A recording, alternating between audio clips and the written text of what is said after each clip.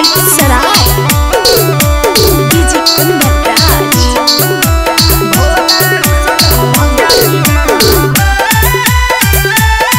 Presented by किसका films. काहेला रुसल है गांजाला भोला, काहेला रुसल है गांजाला भोला, अब नहीं मिल तो तोरा मजा तो कधीना धीना भोला रुसल है भंगिया बिना तो कधीना धीना भोला रुसल है भंगिया बिना।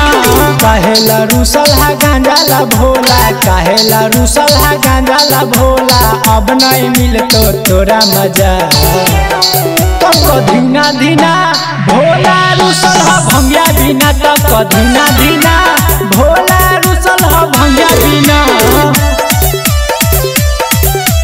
डीजे कुंदन राज।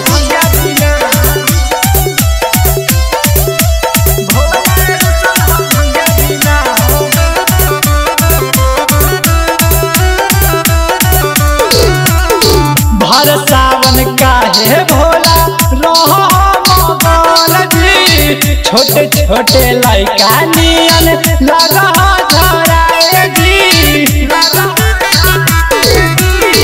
भर सावन काहे भोला रहो मगन जी, छोटे छोटे लइका नियन लगा धराए जी।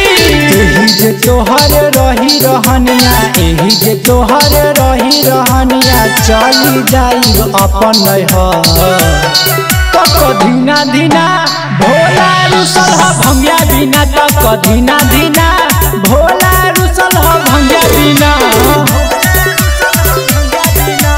डीजे कुंदन राज।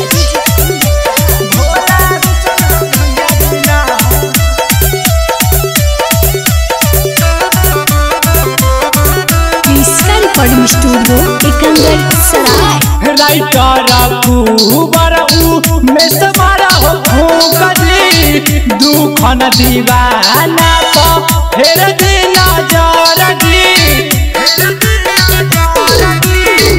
राइटर कुबर में समारा हो फूकली, दुखन दीवाना तो फेर दिना जरगी।